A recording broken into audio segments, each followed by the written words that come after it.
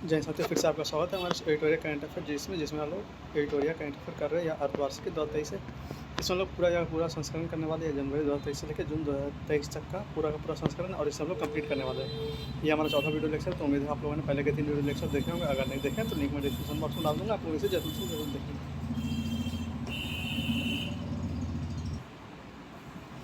Video को ज़्यादा से ज़्यादा शेयर कीजिए उन लोगों तक जिनके एग्जाम में करंट अफेयर की अहम भूमिका रहती है, जैसे बीपीएससी, जेएसएससी या फिर बिहार दरोगा, बिहार कांस्टेबल, बिहार टीचर या अन्य कई एग्जाम जिसमें करंट अफेयर की अहम भूमिका रहती है।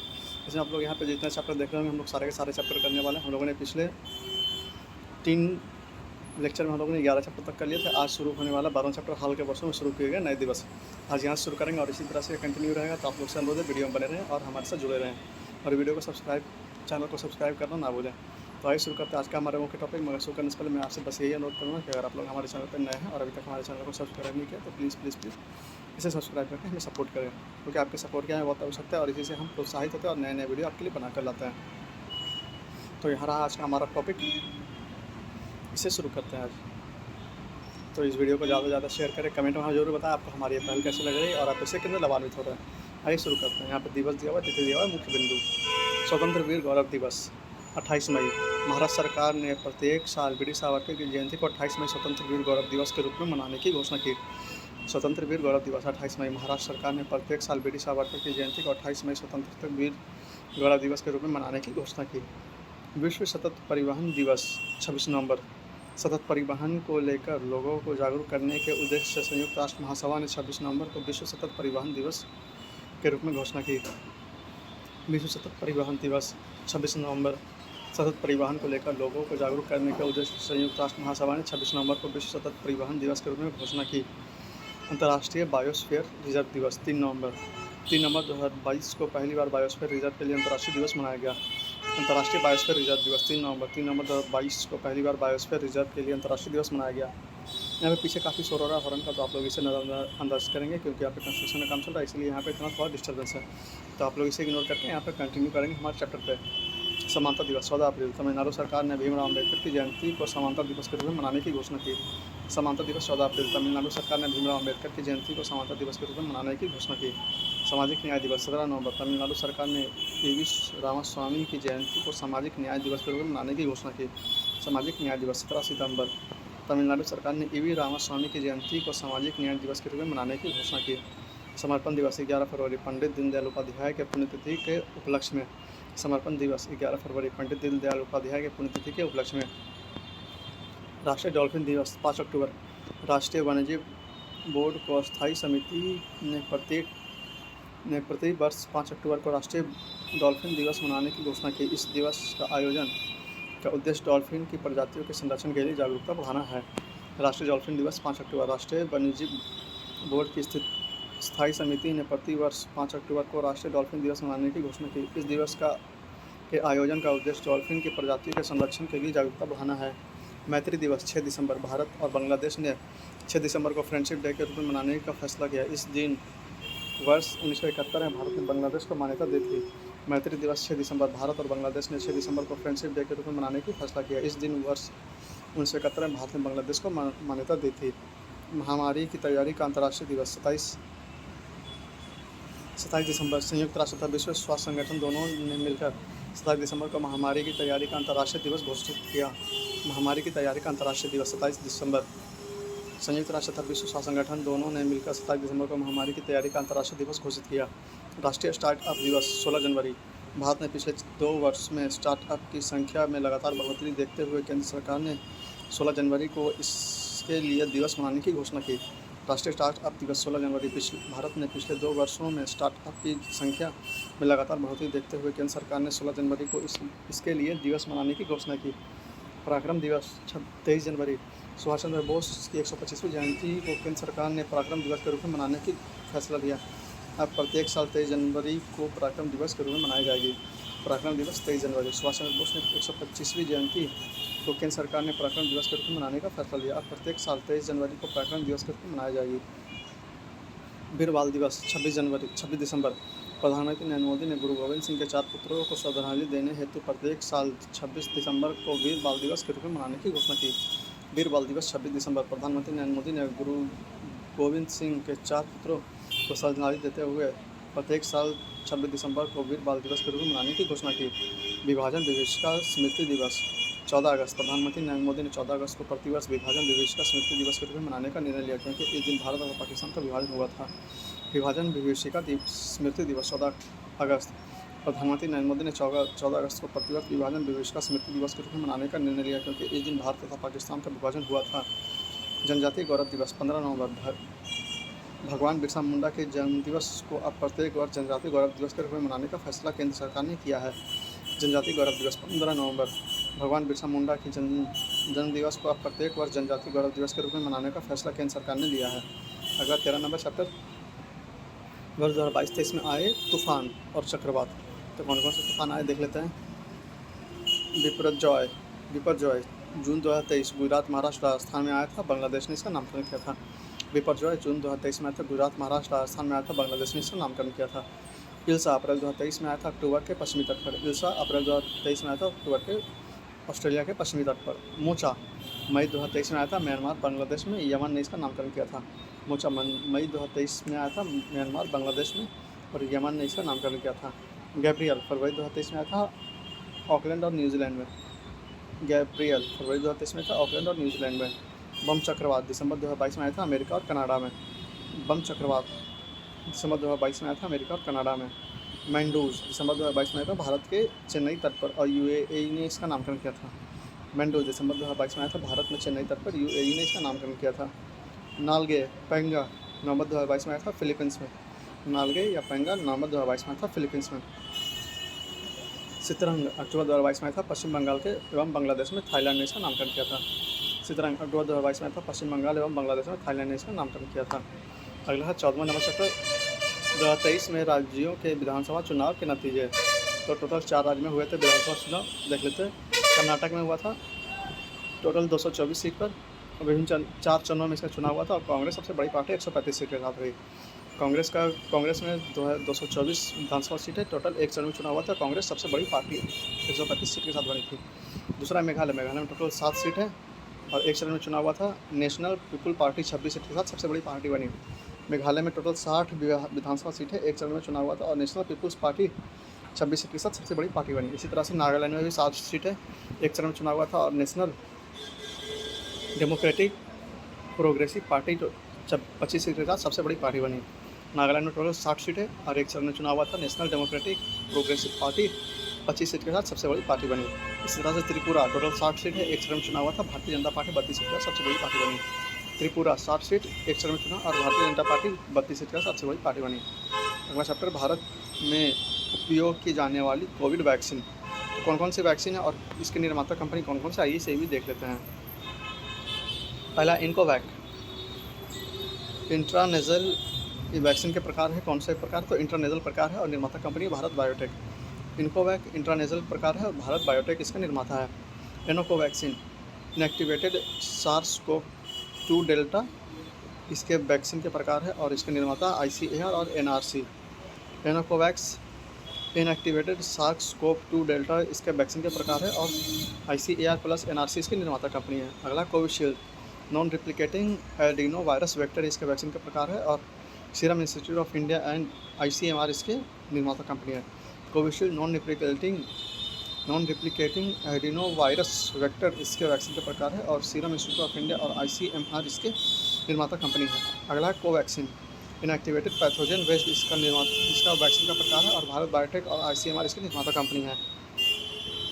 कोवैक्सीन इनएक्टिवेटेड पैथोजन वेस्ट इसके वैक्सीन के प्रकार है, और भारत बायोटेक और ICMR इसके निर्माता कंपनी। अगला रूस के स्पुतनिक भी नॉन रिप्लिकेटिंग वायरल वैक्सीन है इसके प्रकार, और गैमेलिया रिसर्च इंस्टीट्यूट इसकी निर्माता कंपनी है।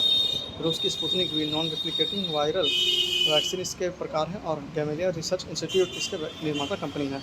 अगला अमेरिका का मोडर्ना वैक्सीन mRNA इसके वैक्सीन के प्रकार है, और मोडर्ना इसकी निर्माता कंपनी है। अमेरिका की मोडर्ना वैक्सीन mRNA इसके निर्माता वैक्सीन के प्रकार है, और मोडर्ना इसके निर्माता कंपनी है। अमेरिका का Johnson and Johnson non replicating viral vaccine इसके वैक्सीन का प्रकार है, और जॉनसन फार्मास्यूटिकल कंपनी जिसके निर्माता कंपनी है। अमेरिका का Johnson and Johnson non replicating viral vaccine इसके वैक्सीन के प्रकार है, और जॉनसन फार्मास्यूटिकल कंपनी इसके निर्माता कंपनी है। जाकोब डीएनए बेस्ड इसका वैक्सीन का प्रकार है और जायडस कैंडेला इसकी निर्माता कंपनी है। जाकोब डीएनए बेस्ड इसका वैक्सीन का प्रकार है और जायडस कैंडेला इसकी निर्माता कंपनी है। कोविवैक्स प्रोटीन सब यूनिट इसके वैक्सीन का प्रकार है और सीरम इंस्टीट्यूट ऑफ इंडिया की निर्माता कंपनी है। कोविवैक्स प्रोटीन सब यूनिट इसके वैक्सीन के प्रकार है और सीरम इंस्टीट्यूट ऑफ इंडिया की निर्माता कंपनी है। कोर्बोवैक्स प्रोटीन सब यूनिट इसके वैक्सीन का प्रकार है और बायोलॉजिकल ई लिमिटेड इसके निर्माता कंपनी है। कोर्बोवैक्स प्रोटीन सब यूनिट इसके वैक्सीन का प्रकार है, बायोलॉजिकल ई लिमिटेड इसके वैक्सीन का प्रकार है।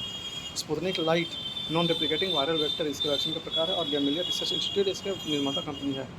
Sputnik light non replicating viral vector इसके वैक्सीन का प्रकार है और गैमेलिया रिसर्च इंस्टीट्यूट इसकी निर्माता कंपनी है। नोट: भारत अपना कोविड टीकाकरण कार्यक्रम 16 जनवरी 2021 को शुरुआत किया था। 17 जुलाई 2022 को भारत ने 200 करोड़ टीकाकरण अभियान पूरा किया। भारत अपना कोविड टीकाकरण कार्यक्रम 16 जनवरी 2021 को शुरू किया था और 17 जुलाई 2022 को भारत ने 200 करोड़ टीकाकरण अभियान पूरा किया।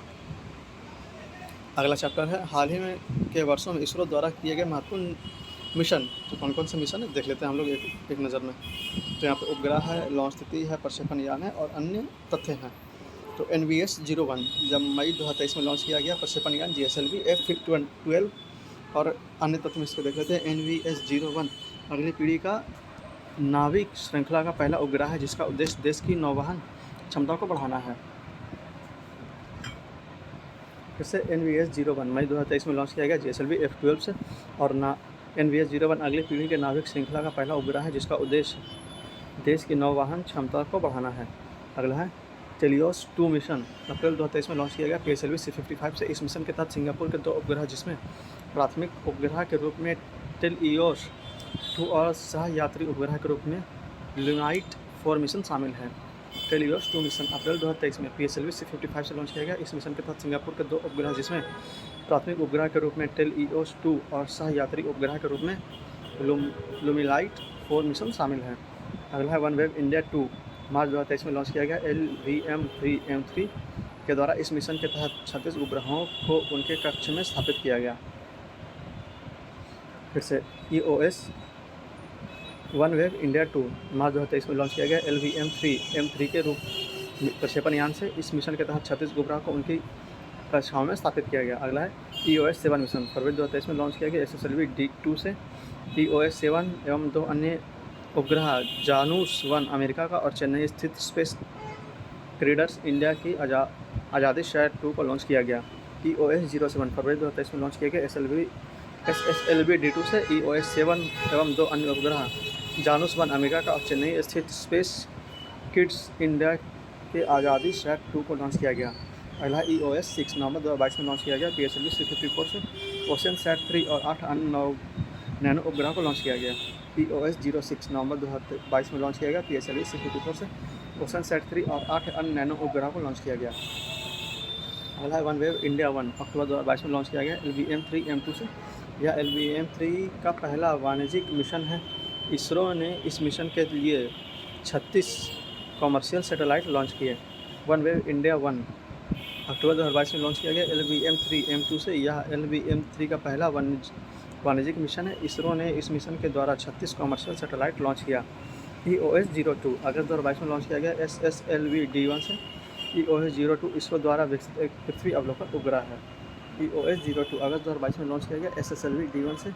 EOS-02 इसके द्वारा विकसित एक पृथ्वी अवलोकन उपग्रह है। अगला DSEO मिशन जून 2022 में लॉन्च किया गया PSLV C-53 से। सिंगापुर के 3 उपग्रहों को सफलतापूर्वक लॉन्च किया गया। इसके साथ 2 भारतीय स्टार्टअप कंपनी के सैटेलाइट को लॉन्च किया गया। DSEO मिशन जून 2022 PSLV C-53 द्वारा लॉन्च किया गया। सिंगापुर के 3 उपग्रहों को सफलतापूर्वक लॉन्च किया गया एवं इसके साथ 2 भारतीय स्टार्टअप कंपनियों के सैटेलाइट को लॉन्च किया गया। GSAT-24 जून 2022 में लॉन्च किया गया। एरनी 5 के द्वारा यह सैटेलाइट टाटा कंपनी के DTH सर्वर प्रोवाइडर का काम करेगा। GSAT-24 जून 2022 में लॉन्च किया गया। एरनी 5 के द्वारा यह सैटेलाइट टाटा कंपनी के DTH सर्विस प्रोवाइडर का काम करेगा। EOS-04 फरवरी 2022 में लॉन्च किया गया PSLV C-52 से। EOS-04 एक रडार इमेजिंग उपग्रह है। EOS-04 के साथ 2 छोटे उपग्रह INS-2TD और इंस्पायर सैट 1 छोड़े गए। EOS 04 फरवरी 2022 में लॉन्च किया गया। PSLV C-52 द्वारा EOS 04 एक रडार इमेजिंग उपग्रह है। EOS 04 एक साथ छोड़े गए INS 2TD और इंस्पायर सैट 1 छोड़े गए हैं। अगला चैप्टर वर्ष 2023 में विभिन्न ऑपरेशंस, कौन कौन से ऑपरेशन किए गए भारत द्वारा, यह देख लेते हैं। ऑपरेशन करुण भारत सरकार द्वारा। म्यांमार में चक्रवात मेघा से प्रभावित लोगों की मदद के लिए भारत ने ऑपरेशन करुण शुरू किया। ऑपरेशन करुणा भारत सरकार। म्यांमार में चक्रवात मेघा से प्रभावित लोगों की मदद के लिए भारत ने ऑपरेशन करुणा शुरू किया। ऑपरेशन कावेरी भारत सरकार द्वारा। सूडान में चल रहे गृह युद्ध के कारण यहाँ फंसे भारतीय नागरिकों को निकालने के लिए भारत द्वारा ऑपरेशन कावेरी की शुरुआत की गई। INS सुमेगा के द्वारा 3832 व्यक्ति को भारत लाया गया। ऑपरेशन कावेरी भारत सरकार द्वारा सूडान में चल रहे गृह युद्ध के कारण वहाँ फंसे भारतीय नागरिकों को निकालने के लिए भारत द्वारा ऑपरेशन कावेरी की शुरुआत की गई। INS सुमेगा के द्वारा 3862 व्यक्ति को भारत लाया गया। ऑपरेशन मर्यादा उत्तराखंड पुलिस द्वारा। उद्देश्य क्या है? राज्य में तीर्थ स्थलों पर पर्यटन स्थलों में स्वच्छता बनाए रखना। ऑपरेशन मर्यादा उत्तराखंड पुलिस द्वारा। उद्देश्य क्या है? राज्य में तीर्थ स्थानों एवं पर्यटन स्थलों में स्वच्छता बनाए रखना। ऑपरेशन सद्भावना भारतीय सेना द्वारा जम्मू कश्मीर में ग्रामीण क्षेत्र और LOC के पास के क्षेत्रों में लोगों की मदद करने के लिए। ऑपरेशन सद्भावना भारतीय सेना द्वारा जम्मू कश्मीर में ग्रामीण क्षेत्रों और LOC के पास क्षेत्रों में लोगों की मदद करने के लिए। ऑपरेशन ऑक्टोपस NIA और ED द्वारा कट्टर इस्लामिक संगठन popular front of India PFI के विरुद्ध देश में हिंसा फैलाने एवं टेरर फंडिंग के लिए छापेमारी की गई। ऑपरेशन ऑक्टोपस NIA और ED द्वारा कट्टर इस्लामिक संगठन popular front of India PFI के विरुद्ध देश में हिंसा फैलाने एवं टेरर फंडिंग के लिए छापेमारी की गई। ऑपरेशन दोस्त भारत सरकार द्वारा तुर्की एवं सीरिया में आए भूकंप से प्रभावित लोगों की मदद के लिए भारत सरकार द्वारा ऑपरेशन दोस्त चलाया गया। ऑपरेशन दोस्त भारत सरकार द्वारा तुर्की एवं सीरिया में आए भूकंप से प्रभावित लोगों की मदद के लिए भारत सरकार द्वारा ऑपरेशन दोस्त चलाया गया। ऑपरेशन गरुड़ CBI और NCB द्वारा अवैध मादक पदार्थों की तस्करी नेटवर्क के खिलाफ एक बहुचरणीय ऑपरेशन शुरू किया गया। ऑपरेशन गरुड़ CBI और NCB द्वारा अवैध मादक पदार्थों की तस्करी नेटवर्क के खिलाफ एक बहुचरणीय ऑपरेशन शुरू किया गया। ऑपरेशन मेघचक्र CBI द्वारा बाल यौन शोषण से जुड़ी सामग्री को ऑनलाइन प्रसारित करने वालों के खिलाफ कार्रवाई करना। ऑपरेशन मेघचक्र CBI द्वारा बाल यौन शोषण से जुड़ी सामग्री को ऑनलाइन प्रसारित करने वाले के खिलाफ कार्रवाई करना। ऑपरेशन नार्कोस रेलवे सुरक्षा बल द्वारा जून 2022 में रेलवे सुरक्षा बल द्वारा रेलवे के माध्यम से नशीले पदार्थ की तस्करी रोकने में यह ऑपरेशन चलाया गया। ऑपरेशन नार्कोस रेलवे सुरक्षा बल द्वारा जून 2022 में रेलवे सुरक्षा बल द्वारा रेलवे के माध्यम से नशीले पदार्थ की तस्करी रोकने के लिए यह ऑपरेशन चलाया गया। ऑपरेशन मिशन अमानत भारतीय रेलवे द्वारा रेल यात्री के खोए हुए सामान को ट्रैक करने के लिए। ऑपरेशन मिशन अमानत भारतीय रेलवे द्वारा रेल यात्री के खोए हुए सामान को ट्रैक करने के लिए। ऑपरेशन उपलब्ध रेलवे सुरक्षा बल द्वारा रेलवे टिकट कालाबाजारी करने वाले की गतिविधियों पर अंकुश लगाने तथा लोगों को रेल टिकट उपलब्ध कराना। ऑपरेशन उपलब्ध रेलवे सुरक्षा बल द्वारा रेल टिकट कालाबाजारी करने वालों की गतिविधियों पर अंकुश लगाना तथा लोगों को रेलवे टिकट उपलब्ध कराना। ऑपरेशन गंगा केंद्र सरकार द्वारा रूस यूक्रेन युद्ध के कारण भारत सरकार ने यूक्रेन में भारतीय नागरिकों को निकालने के लिए ऑपरेशन गंगा की शुरुआत की। ऑपरेशन गंगा केंद्र सरकार द्वारा रूस यूक्रेन युद्ध के कारण भारत सरकार ने यूक्रेन में फंसे भारतीय नागरिकों को निकालने के लिए ऑपरेशन गंगा की शुरुआत की। यहाँ पर देखिए कुछ ऑपरेशन के बारे में यहाँ विस्तार से दिया हुआ है, देख लेते हैं। ऑपरेशन दोस्त परीक्षा उपयोगी पॉइंट्स में क्या क्या है, तो तुर्की और सीरिया में 6 फरवरी 2023 को 7.8 रिएक्टर तीव्रता वाला विनाशकारी भूकंप आया। भारत ने तुर्की एवं सीरिया में राहत और बचाव कार्य के लिए राष्ट्रीय आपदा मोचन बल NDRF की टीम को भेजा। भारतीय वायुसेना के C-17 ग्लोबल मास्टर विमान को इस ऑपरेशन में लगाया गया। भारत ने तुर्की एवं सीरिया में इस खोज और राहत अभियान का नाम ऑपरेशन दोस्त दिया। ऑपरेशन दोस्त जैसे देखते हैं, तुर्की और सीरिया में 6 फरवरी 2023 को 7.8 रिएक्टर तीव्रता वाला विनाशकारी भूकंप आया। भारत ने तुर्की एवं सीरिया में राहत एवं बचाव कार्य के लिए राष्ट्रीय आपदा मोचन बल NDRF की टीमों को भेजा। भारतीय वायुसेना के C-17 ग्लोबल मास्टर विमान को इस ऑपरेशन के लिए लगाया गया। भारत ने तुर्की एवं सीरिया में इस खोज और राहत अभियान का नाम ऑपरेशन दोस्त दिया। अगला ऑपरेशन गंगा परीक्षा उपयोगी पॉइंट्स क्या क्या देख लेते हैं। 28 फरवरी 2022 को भारत सरकार द्वारा विदेश मंत्रालय के सहयोग से ऑपरेशन गंगा की शुरुआत की गई। इसका उद्देश्य यूक्रेन में फंसे भारतीय छात्रों को और लोगों को बाहर निकालना था। भारत ने इस ऑपरेशन के तहत 2300 से अधिक भारतीय नागरिकों को साथ साथ 18 देश के 147 विदेशी नागरिकों को भी यूक्रेन से सफलतापूर्वक सुरक्षित निकाला। रूस के द्वारा घोषित 2 स्वतंत्र क्षेत्र डोनेत्स्क और लुहांस्क यूक्रेन के उत्तर पूर्वी भाग का हिस्सा। अन्य बिंदु कौन सा है? तो यूक्रेन की राजधानी कीव है। यूक्रेन से सीमा साझा करने वाले रूस, Belarus, Poland, Slovakia, Hungary, Romania, Moldova, काला सागर और एजोल सागर यूक्रेन के राष्ट्रपति व्लादिमीर ज़ेलेंस्की हैं। फिर से ऑपरेशन दोस्त के बारे में देखते हैं। तो 26 फरवरी 2022 को भारत सरकार द्वारा विदेश मंत्रालय के सहयोग से ऑपरेशन गंगा की शुरुआत की गई। इसका उद्देश्य यूक्रेन में फंसे भारतीय छात्रों और लोगों को बाहर निकालना था। भारत ने इस ऑपरेशन के तहत 2300 से अधिक भारतीय नागरिकों के साथ साथ 18 देश के 147 विदेशी नागरिकों को भी यूक्रेन से सफलतापूर्वक सुरक्षित निकाला।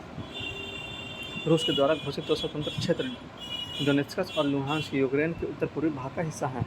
अन्य बिंदु में यूक्रेन की राजधानी कीव है। यूक्रेन की सीमा साझा करने वाले रूस, Belarus, Poland, Slovakia, Hungary, Romania, Moldova, काला सागर और एजोल सागर यूक्रेन के राष्ट्रपति व्लादिमीर ज़ेलेंस्की हैं।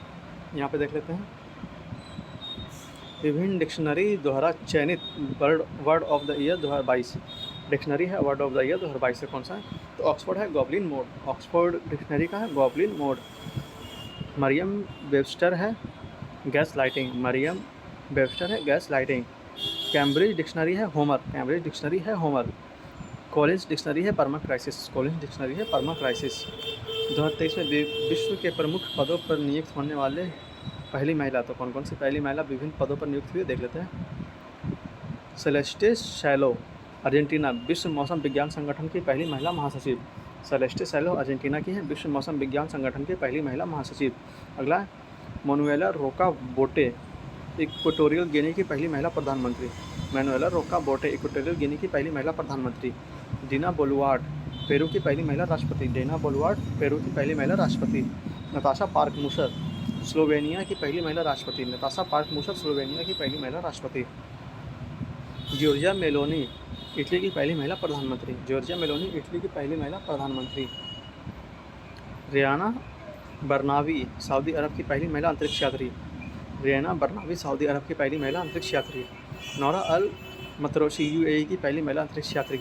नौरा अल मतरोशी यूएई की पहली महिला अंतरिक्ष यात्री। सना रामचंद्र गुलवानी पाकिस्तान की पहली हिंदू महिला असिस्टेंट कमिश्नर। सना रामचंद्र गुलवानी पाकिस्तान की पहली हिंदू महिला असिस्टेंट कमिश्नर। अगला भारत सरकार के प्रमुख रिपोर्ट, तो कौन कौन सी रिपोर्ट भारत सरकार के प्रमुख आए थे 2023 में, इसे देख लेते एक नज़र में। भारत में जल स्रोतों की पहली गणना, water bodies first census report. केंद्र सरकार जल शक्ति मंत्रालय द्वारा भारत में पहली बार जल स्रोतों की गणना की गई। केंद्र सरकार केंद्रीय जल शक्ति मंत्रालय द्वारा भारत में पहली बार जल स्रोतों की गणना की गई। भारत में कुल 24,24,540 जल स्रोत की गणना की गई, जिसमें 97.1% ग्रामीण क्षेत्र और 2.9% शहरी क्षेत्र में हैं। भारत में कुल 24,24,540 जल स्रोतों की गणना की गई, जिसमें 97.1% ग्रामीण क्षेत्र में और 2.9% शहरी क्षेत्र में है। जल स्रोतों की मात्रा, तालाब में जल 59.5%, टैंक में जल 15.7%, जलाशय में जल 12.1%, जल संरक्षण योजनाएं या चेक डैम में जल 9.3%, झील में जल 0.9% और अन्य स्रोतों में जल 2.5%। इसे देखते हैं रिकॉर्ड को। तालाब में जल 59.5%, टैंक में जल 15.7%, जलाशय में जल 12.1%, जल संरक्षण योजना या चेक डैम में जल 9.3%, झील में जल 0.9% और अन्य स्रोतों में जल 2.5%। जल स्रोतों का स्वामित्व निजी संस्थाओं के पास 55.2% और सार्वजनिक क्षेत्र के पास 48.8% है। जल स्रोतों का स्वामित्व निजी संस्थानों के पास 55.0% और सार्वजनिक क्षेत्र के पास 44.8% है। जल स्रोतों की संख्या में सिर्फ 5 राज्य कौन कौन से, तो पश्चिम बंगाल है, उत्तर प्रदेश है, आंध्र प्रदेश है, उड़ीसा है और असम है। जल स्रोतों की संख्या में शीर्ष 5 राज्य क्रमशः पश्चिम बंगाल, उत्तर प्रदेश, आंध्र प्रदेश और उड़ीसा और असम। जल स्रोतों की संख्या में अंतिम राज्य कौन सा है, तो सिक्किम है। जल स्रोतों की संख्या में अंतिम राज्य कौन सा, सिक्किम है। कुल जल स्रोतों में से 78% जल स्रोत मानव निर्मित और 22% जल स्रोत प्राकृतिक है। कुल जल स्रोतों में 78% जल स्रोत मानव निर्मित और 22% जल स्रोत प्राकृतिक हैं। आंध्र प्रदेश में टैंकों की संख्या सर्वाधिक है। आंध्र प्रदेश में टैंकों की संख्या सर्वाधिक है। बांग्लादेश में तालाबों एवं जलाशयों की संख्या सर्वाधिक है। बांग्लादेश में तालाबों एवं जलाशयों की संख्या सर्वाधिक है। तमिलनाडु में झीलों की संख्या सर्वाधिक है। तमिलनाडु में झीलों की संख्या सर्वाधिक है। जल संरक्षण योजनाओं में महाराष्ट्र अग्रणी राज्य है। जल संरक्षण योजनाओं में महाराष्ट्र अग्रणी राज्य है। अगला है राज्य खाद्य सुरक्षा सूचकांक 2022-23, यह जून 2023 में जारी हुआ। FSSAI द्वारा 7 जून 2023 को राज्य खाद्य सुरक्षा सूचकांक का 5वां संस्करण जारी किया गया। FSSAI द्वारा 7 जून 2023 को राज्य खाद्य सुरक्षा सूचकांक का 5वां संस्करण जारी किया गया।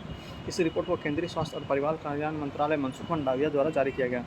इस रिपोर्ट को केंद्रीय स्वास्थ्य और परिवार कल्याण मंत्रालय मनसुख मंडाविया द्वारा जारी किया गया। इस सूचकांक में खाद्य सुरक्षा के 5 मापदंडों के अनुसार राज्यों एवं केंद्रशासित प्रदेशों के प्रदर्शन के अनुरूप रैंकिंग दी गई। इस सूचकांक में खाद्य सुरक्षा के 5 मापदंडों के अनुसार राज्यों एवं केंद्रशासित प्रदेशों के प्रदर्शन के अनुरूप रैंकिंग दी गई। यहाँ पर रैंक है बड़े राज्यों, छोटे राज्य और केंद्रशासित प्रदेश। तो बड़े राज्यों में प्रथम स्थान केरल का, छोटे राज्यों में प्रथम स्थान गोवा का और केंद्रशासित प्रदेश में जम्मू कश्मीर। फिर से बड़े राज्यों में प्रथम स्थान केरल का, दूसरे छोटे राज्यों में प्रथम स्थान गोवा का और केंद्रशासित प्रदेश में प्रथम स्थान जम्मू कश्मीर का। वहीं दूसरा स्थान बड़े राज्यों में पंजाब का, छोटे राज्यों में दूसरा स्थान मणिपुर का और केंद्रशासित प्रदेश में छोटे राज्य दिल्ली का। दूसरा स्थान बड़े राज्यों में पंजाब का, छोटे राज्यों में दूसरा स्थान मणिपुर का और केंद्रशासित प्रदेश में दूसरा स्थान दिल्ली का। वहीं तीसरा स्थान बड़े राज्यों में तमिलनाडु का, छोटे राज्यों में सिक्किम का और केंद्रशासित प्रदेश में चंडीगढ़ का। तीसरा स्थान बड़े राज्यों में तमिलनाडु का, छोटे राज्यों में सिक्किम का और केंद्रशासित प्रदेश में चंडीगढ़ का। अगली रिपोर्ट है नीति आयोग द्वारा स्वास्थ्य सूचकांक रिपोर्ट मई 2022 में जारी की गई। विश्व बैंक और स्वास्थ्य परिवार कल्याण मंत्रालय के सहयोग से नीति आयोग ने स्वास्थ्य सूचकांक रिपोर्ट 2020-21 जारी किया। विश्व बैंक और स्वास्थ्य एवं परिवार कल्याण मंत्रालय के सहयोग से नीति आयोग ने स्वास्थ्य सूचकांक रिपोर्ट 2020-21 जारी किया। 19 बड़े राज्यों में शीर्ष 3 राज्य हैं केरल, तमिलनाडु और तेलंगाना। 19 बड़े राज्यों में शीर्ष 3 राज्य हैं केरल, तमिलनाडु और तेलंगाना। 19 बड़े राज्यों में अंतिम 2 स्थान है बिहार का 19वां और उत्तर प्रदेश का 18वां। 19 बड़े राज्यों में अंतिम 2 स्थान है बिहार का 19वां और उत्तर प्रदेश का 18वां। वहीं छोटे राज्यों में प्रथम स्थान है त्रिपुरा। छोटे राज्यों में प्रथम स्थान है त्रिपुरा का। वहीं छोटे राज्यों में अंतिम स्थान है मणिपुर का। छोटे राज्यों में अंतिम स्थान है मणिपुर का। केंद्रशासित प्रदेश में प्रथम स्थान है लक्षद्वीप का। केंद्रशासित प्रदेश में प्रथम स्थान है लक्षद्वीप का। केंद्रशासित प्रदेश में अंतिम स्थान है दिल्ली का। केंद्रशासित प्रदेश में अंतिम स्थान है दिल्ली का। अगली रिपोर्ट है उच्च शिक्षण संस्थान की इंडिया रैंकिंग 2023। उच्च शिक्षण संस्थान की इंडिया रैंकिंग 2023, यह NIRF इंडिया रैंकिंग 2023 से जून 2023 में से जारी किया गया। NIRF इंडिया रैंकिंग 2023 से जून 2023 में से जारी किया गया। केंद्रीय शिक्षा और विदेश राज्य मंत्री डॉक्टर राजकुमार रंजन सिंह ने national institute ranking framework NIRF के अंतर्गत भारत के उच्च शिक्षण संस्थानों की ऑल इंडिया रैंकिंग 2023 जारी की। यह 8वां संस्करण है। केंद्रीय शिक्षा और विदेश राज्य मंत्री डॉक्टर राजकुमार रंजन सिंह ने national institute ranking framework NIRF के अंतर्गत भारत के उच्च शिक्षण संस्थानों की ऑल इंडिया रैंकिंग 2023 जारी की। यह 8वां संस्करण है। उच्च शिक्षण संस्थानों की रैंकिंग और पहला स्थान देख लेते कौन सा, तो समग्र ओवरऑल श्रेणी में IIT मद्रास लगातार 5वीं बार। समग्र या ओवरऑल श्रेणी में IIT मद्रास लगातार 5वीं बार। विश्वविद्यालय श्रेणी में भारतीय विज्ञान संस्थान IISc बेंगलोर। विश्वविद्यालय श्रेणी में IISc बेंगलोर। इंजीनियरिंग श्रेणी में IIT मद्रास। इंजीनियरिंग श्रेणी में IIT मद्रास। प्रबंधन श्रेणी में IIM अहमदाबाद। प्रबंधन श्रेणी में IIM अहमदाबाद। चिकित्सा श्रेणी में एम्स नई दिल्ली। चिकित्सा श्रेणी में एम्स नई दिल्ली। विधि कानून श्रेणी में national law school of India university Bengaluru. विधि या कानून श्रेणी में national law school of India university Bangalore. वास्तुकला श्रेणी में IIT रुड़की। वास्तुकला श्रेणी में IIT रुड़की। इनोवेशन श्रेणी में IIT कानपुर। इनोवेशन श्रेणी में IIT कानपुर। फार्मेसी श्रेणी में national institute of pharmaceutical education and research Hyderabad. Pharmacy श्रेणी में national institute of pharmaceutical education and research Hyderabad. College श्रेणी में मिरांडा हाउस दिल्ली। कॉलेज श्रेणी में मिरांडा हाउस दिल्ली। कृषि और संबंधित क्षेत्र में भारतीय कृषि अनुसंधान संस्थान नई दिल्ली। कृषि और संबंधित क्षेत्र में भारतीय कृषि अनुसंधान संस्थान नई Delhi. Internet in India report 2022। यह report the internet and mobile association द्वारा जारी किया गया। यह report the internet and mobile association द्वारा जारी किया गया। इस रिपोर्ट के अनुसार भारत की लगभग 52% आबादी 75.5 करोड़ सक्रिय इंटरनेट यूज़र हैं। इस रिपोर्ट के अनुसार भारत की लगभग 52% आबादी 75.9 करोड़ सक्रिय इंटरनेट यूज़र हैं। गोवा में सर्वाधिक 70% इंटरनेट यूज़र हैं। गोवा में सर्वाधिक 70% इंटरनेट यूज़र हैं। वहीं बिहार में सबसे कम 32% इंटरनेट यूज़र हैं। बिहार में सबसे कम 32% इंटरनेट यूज़र हैं। अगली रिपोर्ट है राज्य ऊर्जा दक्षता सूचकांक 2021-22 अप्रैल 2023 में यह जारी किया गया।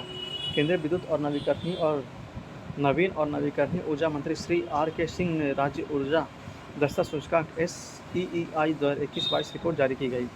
केंद्रीय विद्युत और नवीन और नवीकरणीय ऊर्जा मंत्री श्री R.K. सिंह ने राज्य ऊर्जा दक्षता सूचकांक SEEI 2021-22 रिपोर्ट जारी की गई। राज्यों को 2 समूहों फ्रंट रनर और अचीवर में वर्गीकृत किया गया। फ्रंट रनर श्रेणी में 60 अंक से अधिक स्कोर करने वाले शामिल हैं, जबकि अचीवर श्रेणी में 50 से 60 अंक के बीच स्कोर करने वाले शामिल हैं। राज्यों को 2 समूहों फ्रंट रनर और अचीवर में वर्गीकृत किया गया। फ्रंट रनर श्रेणी में 60 अंक से अधिक स्कोर करने वाले शामिल हैं, जबकि अचीवर श्रेणी में 50 से 60 अंक के बीच स्कोर करने वाले राज्य शामिल हैं। 5 राज्य कौन कौन से हैं? आंध्र प्रदेश, कर्नाटक, केरल, राजस्थान और तेलंगाना फ्रंट रनर श्रेणी में, जबकि 4 राज्य असम, हरियाणा, महाराष्ट्र और पंजाब अचीवर श्रेणी में हैं। 5 राज्य आंध्र प्रदेश, कर्नाटक, केरल, राजस्थान और तेलंगाना फ्रंट रनर श्रेणी में, जबकि 4 राज्य असम, हरियाणा, महाराष्ट्र और पंजाब अचीवर श्रेणी में हैं। स्वच्छ सर्वेक्षण रिपोर्ट 2022 7वां संस्करण यह देख लेते हैं। जारी करता है केंद्रीय आवास और शहरी मंत्रालय। जनसंख्या के आधार पर शहरों का वर्गीकरण कर रैंकिंग जारी की गई। रिपोर्ट में इंदौर को लगातार 6ठे वर्ष भारत का सबसे स्वच्छ शहर घोषित किया गया। सूरत गुजरात एवं नवी मुंबई को इस रैंकिंग में क्रमशः दूसरा और तीसरा श्रेणी प्राप्त हुआ। रिपोर्ट में इंदौर को लगातार 6ठे वर्ष भारत का सबसे स्वच्छ शहर घोषित किया गया और सूरत, गुजरात एवं नई मुंबई को इस रैंकिंग में क्रमशः दूसरा और तीसरा स्थान प्राप्त हुआ। श्रेणी देख लेते हैं। सबसे स्वच्छ शहर 1 लाख से अधिक जनसंख्या श्रेणी में इंदौर मध्य प्रदेश का और 1 लाख से कम जनसंख्या श्रेणी में पंचगनी महाराष्ट्र का। फिर से देखते हैं। 1 लाख से अधिक जनसंख्या श्रेणी में इंदौर मध्य प्रदेश का और 1 लाख से कम जनसंख्या श्रेणी में पंचगनी महाराष्ट्र का। 100 से अधिक शहरी स्थानीय निकाय वाले राज्यों में सबसे स्वच्छ शहर का अवार्ड मध्य प्रदेश को मिला। 100 से अधिक शहरी स्थानीय निकाय वाले राज्यों में सबसे स्वच्छ शहर का अवार्ड मध्य प्रदेश को मिला। 100 से कम शहरी स्थानीय निकाय वाले राज्यों में सबसे स्वच्छ शहर का अवार्ड त्रिपुरा को मिला। 100 से कम शहरी स्थानीय निकाय वाले राज्यों में सबसे स्वच्छ शहर का अवार्ड त्रिपुरा को मिला। फास्टेस्ट मूवर सिटी का अवार्ड शिवमोगा कर्नाटक को दिया गया। हरिद्वार को 1 लाख से अधिक आबादी वाले शहरों की श्रेणी में गंगा शहर घोषित किया गया। हरिद्वार को 1 लाख से अधिक आबादी वाले शहरों की सर्वश्रेष्ठ गंगा शहर घोषित किया गया। बिजनौर को 1 लाख से कम आबादी वाले शहरों में सर्वश्रेष्ठ गंगा शहर घोषित किया गया। महाराष्ट्र के देवलाली छावनी बोर्ड सबसे स्वच्छ छावनी बोर्ड घोषित। वर्ष 2022 के सर्वश्रेष्ठ सर्वेक्षण में कुल 4,335 शहरों ने भाग लिया। वर्ष 2022 के सर्वेक्षण में कुल 4,355 शहरों ने भाग लिया। स्वच्छ भारत मिशन शहरी 2.0 के तहत कचरा मुक्त शहरों के स्टार रेटिंग में 5 स्टार, 7 स्टार, 5 स्टार और 3 स्टार रेटिंग शहरों की घोषणा की गई। 7 स्टार के तहत एकमात्र शहर इंदौर को चुना गया, जबकि सूरत, भोपाल, मैसूर, नई मुंबई, विशाखापट्टनम और तिरुपति को 5 स्टार कचरा मुक्त प्रमाणन प्राप्त किया गया। स्वच्छ भारत मिशन शहरी 2.0 के तहत कचरा मुक्त शहरों के स्टार रेटिंग में 7 स्टार, 5 स्टार, 3 स्टार रेटिंग शहरों की घोषणा की गई। 7 स्टार के तहत एकमात्र शहर इंदौर को चुना गया, जबकि सूरत, भोपाल, मैसूर, नई मुंबई, विशाखापट्टनम और तिरुपति को 5 स्टार कचरा मुक्त प्रमाणन प्रदान किया गया। स्वच्छ सर्वेक्षण ग्रामीण 2022 के तहत बड़े राज्यों में प्रथम पुरस्कार तेलंगाना को प्राप्त हुआ, द्वितीय स्थान हरियाणा और तृतीय स्थान तमिलनाडु। स्वच्छ सर्वेक्षण ग्रामीण 2022 के तहत बड़े राज्यों में प्रथम स्थान पुरस्कार तेलंगाना को प्राप्त हुआ, द्वितीय स्थान हरियाणा को और तृतीय स्थान तमिलनाडु को।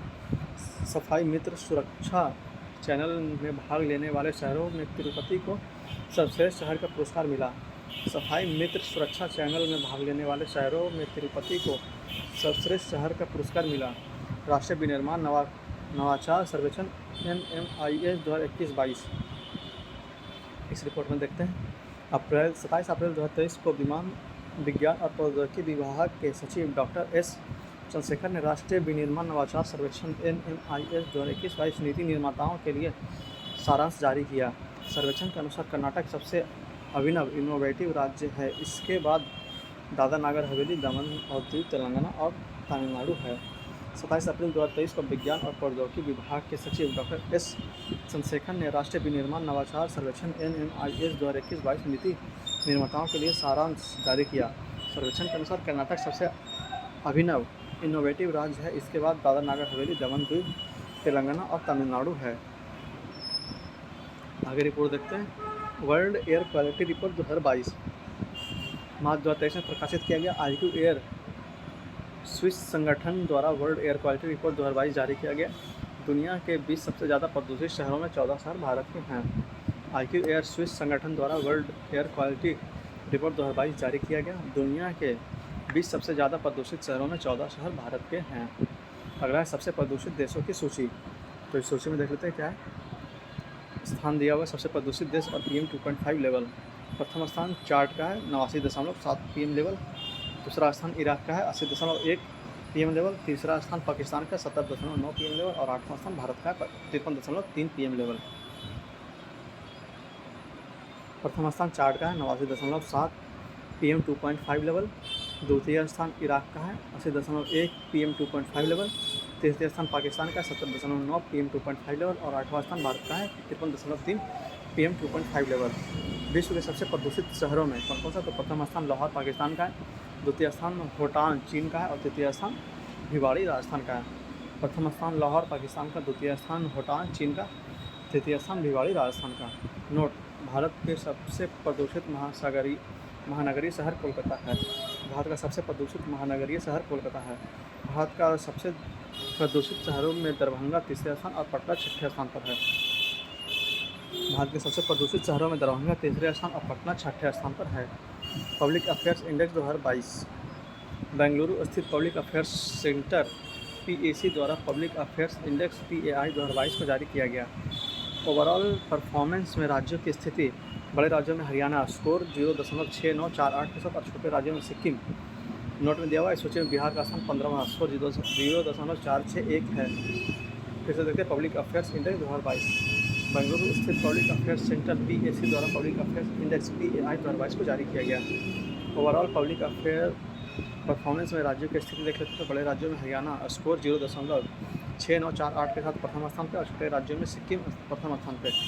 नोट में दिया हुआ इस सूची में बिहार का स्थान 15वां है 0.6461 के साथ। अगला है India innovation index 2021 NITI Aayog द्वारा जुलाई 2022 में जारी किया गया। ये रिपोर्ट है। प्रथम स्थान कर्नाटक का, पूर्वोत्तर राज्यों में प्रथम स्थान मणिपुर का और केंद्रशासित प्रदेश में प्रथम स्थान चंडीगढ़ का। फिर से India innovation index 2021 NITI Aayog द्वारा जुलाई 2022 में जारी किया गया। प्रथम स्थान कर्नाटक का, पूर्वोत्तर राज्यों में प्रथम स्थान मणिपुर का और केंद्रशासित प्रदेश में प्रथम स्थान चंडीगढ़ का।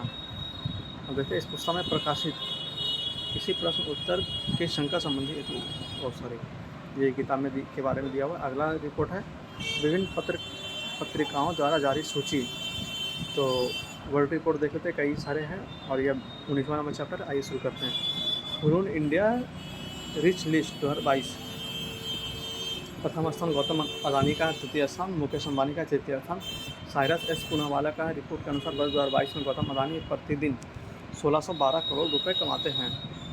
हुरून इंडिया रिच लिस्ट 2022 प्रथम स्थान गौतम अडानी का, द्वितीय स्थान मुकेश अंबानी का, तृतीय स्थान साइरस एस पूनावाला का। और रिपोर्ट के अनुसार वर्ष 2022 में गौतम अडानी प्रतिदिन 1612 करोड़ रुपए कमाते हैं।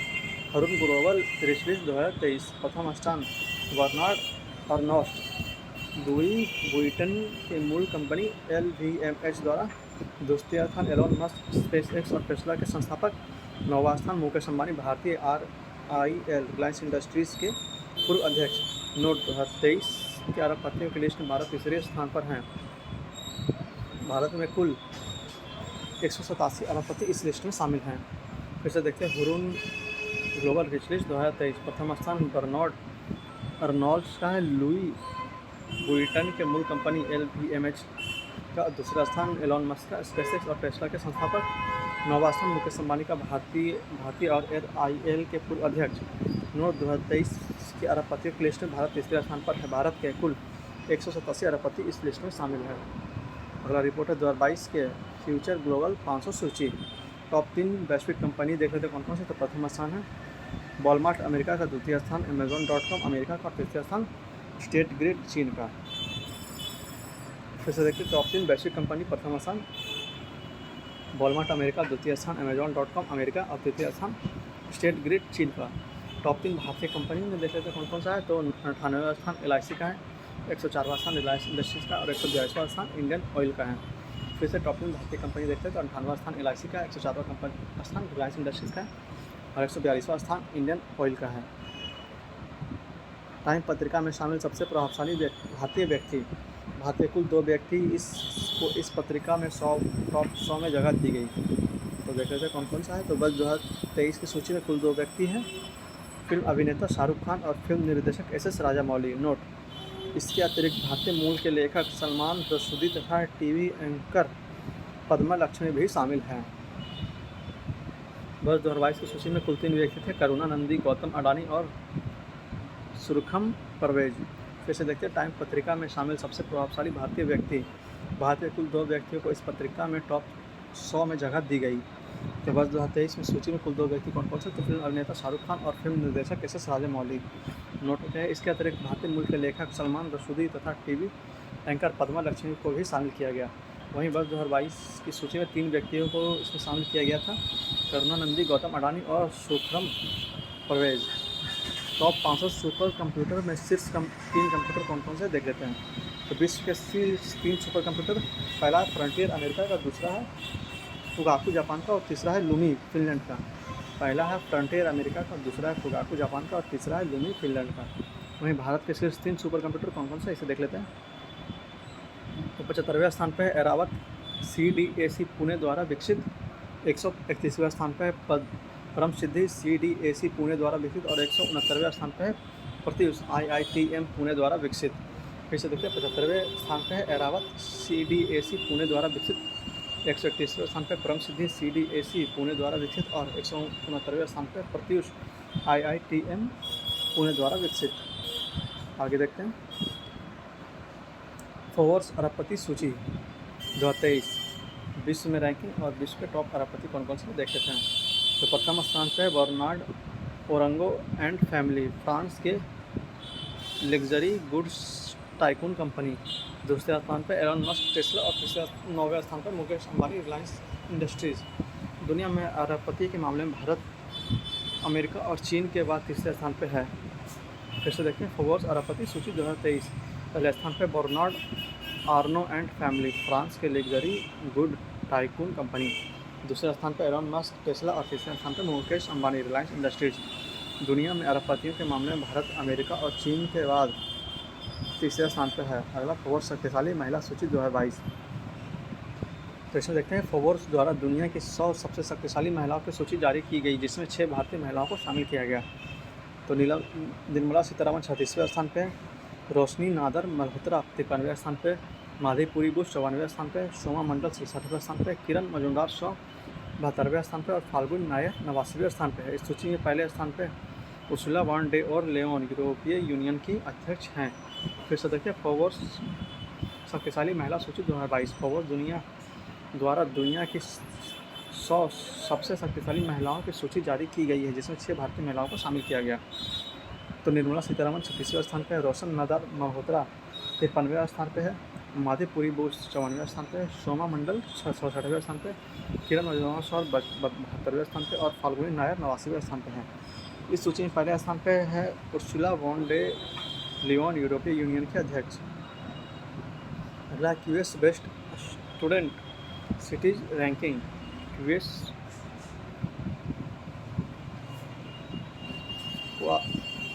काकलवेरी साइमंड्स द्वारा जारी। 2023 में देखते हैं प्रथम स्थान लंदन UK, द्वितीय स्थान म्यूनिक और सियोल, 103वें स्थान मुंबई भारत में प्रथम, और 114वें स्थान बेंगलुरु। फिर से देखते हैं QS best student cities ranking में प्रथम स्थान 2023 के लिए लंदन UK, दूसरा स्थान म्यूनिक और सियोल, 103वां स्थान मुंबई भारत में प्रथम, और 114वां स्थान बेंगलुरु। इसी तरह से हम आगे देखते हैं 2022 के लिए प्रथम स्थान लंदन को दिया गया था, दूसरा स्थान म्यूनिक को दिया गया था, 106वें स्थान पर मुंबई आया था, और 110वें स्थान पर बेंगलुरु आया था। फिर 2022 के लिए देखते हैं तो प्रथम स्थान पे लंदन था, द्वितीय स्थान पे म्यूनिख था, 106वें स्थान पे मुंबई था और 110वें स्थान पे बेंगलुरु था। वर्ष 2023 में विश्व के शीर्ष 50 महानतम स्थान, तो इसमें देखते हैं क्या है। तो टाइम्स पत्रिका द्वारा इस सूची में जारी किया गया प्रथम स्थान टाम्पा फ्लोरिडा अमेरिका को दिया गया। भारत के 2 स्थान को सूची में शामिल किया गया, लद्दाख 31वें स्थान और मयूरभंज 32वें स्थान। फिर से देखते हैं, टाइम पत्रिका द्वारा इस सूची को जारी किया गया प्रथम स्थान टाम्पा फ्लोरिडा अमेरिका और भारत के 2 स्थान को इस सूची में शामिल किया गया, लद्दाख 31वें स्थान और मयूरभंज को 32वें स्थान पर इसमें शामिल किया गया। अगला रिपोर्ट है भारत का नया संसद भवन या 20वां चैप्टर है, इसके बारे में आइए यहाँ पे विशेष रूप से कुछ दिया हुआ है, ऐसे ही देख लेते हैं एक नज़र हम लोग। प्रधानमंत्री नरेंद्र मोदी ने 28 मई 2023 को नवनिर्मित संसद भवन का उद्घाटन किया। 10 दिसंबर 2020 को इस नए संसद भवन की आधारशिला प्रधानमंत्री नरेंद्र मोदी ने रखी थी। प्रधानमंत्री श्री नरेंद्र मोदी ने 28 मई 2023 को नवनिर्मित संसद भवन का उद्घाटन किया। 10 दिसंबर 2020 को इस नए संसद भवन की आधारशिला प्रधानमंत्री मोदी ने रखी थी। नए संसद भवन के उद्घाटन के अवसर पर 75 रुपये का सिक्का लॉन्च किया गया। नए संसद भवन के उद्घाटन के अवसर पर 75 रुपये का सिक्का लॉन्च किया गया। भारत की सेंट्रल विस्टा पुनर्विकास योजना के हिस्से के रूप में नई दिल्ली में नए संसद भवन का निर्माण किया गया। भारत की सेंट्रल विस्टा पुनर्विकास परियोजना के हिस्से के रूप में नई दिल्ली में नए संसद भवन का निर्माण किया गया और आर्किटेक्ट विमल पटेल द्वारा डिजाइन किए गए इस नए संसद भवन का निर्माण टाटा प्रोजेक्ट लिमिटेड द्वारा किया गया। आर्किटेक्ट विमल पटेल द्वारा डिजाइन किए गए नए संसद भवन का निर्माण टाटा प्रोजेक्ट लिमिटेड द्वारा किया गया। नए संसद भवन की विशेषताएं क्या क्या है, तो इसकी कुछ विशेषताएं देख लेते हैं। इसका आकार त्रिकोणीय है। नए संसद भवन में 3 मुख्य द्वार जल, थल और नभ को समर्पित है। नए संसद भवन के 3 मुख्य द्वार जल, थल और नभ को समर्पित है। नए संसद भवन के 3 प्रमुख द्वार जल, नभ और थल द्वार के क्रमशः ज्ञान द्वार, शक्ति द्वार और कर्म द्वार नाम दिया गया है। नए संसद भवन के 3 मुख्य द्वार जल, नभ और थल द्वार को क्रमशः ज्ञान द्वार, शक्ति द्वार और कर्म द्वार का नाम दिया गया है। संसद भवन में राजस्थान से लाए गए ग्रेनाइट और बलुआ पत्थर का प्रयोग किया गया है। संसद भवन में राजस्थान से लाए गए ग्रेनाइट और बलुआ पत्थर का प्रयोग किया गया है। संसद भवन की छत पर राष्ट्रीय प्रतीक का निर्माण किया गया है। राष्ट्रीय प्रतीक कांस्य में बना हुआ है और इसका कुल वजन 9500 किलोग्राम है तथा इसकी ऊंचाई 6.5 मीटर है। नए संसद भवन की छत पर राष्ट्रीय प्रतीक का निर्माण किया गया है। राष्ट्रीय प्रतीक कांस्य का बना है और इसका कुल वजन 9500 किलोग्राम है तथा इसकी ऊंचाई 6.5 मीटर है। नए संसद भवन में लोकसभा कक्ष में 888 और राज्यसभा कक्ष में 384 प्रतिनिधियों की बैठने की व्यवस्था है। नए संसद भवन में लोकसभा कक्ष में 888 और राज्यसभा कक्ष में 384 प्रतिनिधियों की बैठने की व्यवस्था है। प्रधानमंत्री नरेंद्र मोदी ने संसद में नंदी के साथ पवित्र सोलोंग की स्थापना की। सोलोंग को हिंदी में राजदंड कहा जाता है और इसका इस्तेमाल चोल साम्राज्य में होता आ रहा है। सोलोंग सत्ता हस्तांतरण की पहचान है और तमिल संस्कृति की शान रहा है। प्रधानमंत्री नरेंद्र मोदी ने संसद में नंदी के साथ पवित्र सेलोंग की स्थापना की। सेलोंग को हिंदी में राजदंड कहा जाता है और इसका इस्तेमाल चोल साम्राज्य से होता आ रहा है। सोलोंग सत्ता हस्तांतरण की पहचान है और तमिल संस्कृति का शान रहा है। यह राजदंड 5 फीट लंबा है और इसके शीर्ष पर नंदी बैल है जो न्याय का प्रतीक है। यह राजदंड 5 फीट लंबा है और इसके शीर्ष पर नंदी बैल है जो न्याय का प्रतीक है। लोकसभा का आंतरिक हिस्सा राष्ट्रीय पक्षी मोर पर आधारित है, वहीं राज्यसभा का आंतरिक हिस्सा राष्ट्रीय फूल कमल पर आधारित है। संसद परिसर में राष्ट्रीय वृक्ष बरगद है। लोकसभा का आंतरिक हिस्सा राष्ट्रीय पक्षी मोर पर आधारित है, वहीं राज्यसभा का अंतिम हिस्सा राष्ट्रीय फूल कमल पर आधारित है। संसद परिषद में राष्ट्रीय वृक्ष बरगद है। अगला है वर्ष 2022-23 में हुए प्रमुख समझौते ज्ञापन। तो कौन कौन से समझौते ज्ञापन हुए थे वह यहाँ पर दिया हुआ है। इससे हम लोग अगले वीडियो लेक्चर में करेंगे। इस वीडियो लेक्चर को यहीं पर समाप्त करते हैं। उम्मीद है कि आपको यह वीडियो लेक्चर पसंद आया होगा। तो आप लोग इस कमेंट सेक्शन में हमें ज़रूर बताएंगे कि आपको यह हमारी ये पहल कैसी लग रही है और आप इसे कितने लाभान्वित हो रहे हैं। अगर आप लोग हमारे चैनल पर नए हैं और अभी तक हमारे चैनल को सब्सक्राइब नहीं किया तो प्लीज़ इसे सब्सक्राइब करके हमें सपोर्ट करें, क्योंकि आपके सपोर्ट से हमें प्रोत्साहन मिलता है और हम और अच्छे वीडियो आपके लिए बनाकर लाते हैं। और जितना ज़्यादा से ज़्यादा उसके उतना ज़्यादा इस वीडियो को शेयर करें, ताकि और भी अधिक से अधिक लोग इससे लाभान्वित हो सकें, और या उन सभी लोगों तक पहुँचे जो करंट अफेयर जिनके एग्ज़ाम में बहुत अहम भूमिका निभाती है। तो मिलते हैं आपसे अगले वीडियो लेक्चर में, तब तक के लिए रिवाइज़ करिए, 2-3 बार इसे ज़रूर रिवाइज़ कीजिए, ताकि आपका रिवीजन बहुत अच्छे से हो सके और आप लोग बहुत अच्छे करंट अफेयर में बहुत सहज हो सके और एग्ज़ाम में आप लोग का परफॉर्मेंस बहुत अच्छा हो सके। तो मिलते हैं आपसे अगले वीडियो लेक्चर में, तब तक पढ़ते रहिए, रिवीजन करते रहिए, और जितना ज़्यादा हो सके शेयर कीजिए और हमारे चैनल को सब्सक्राइब करना ना भूलें। तो मिलते हैं आपसे अगले वीडियो लेक्चर में, तब तक के लिए जय हिंद, जय भारत।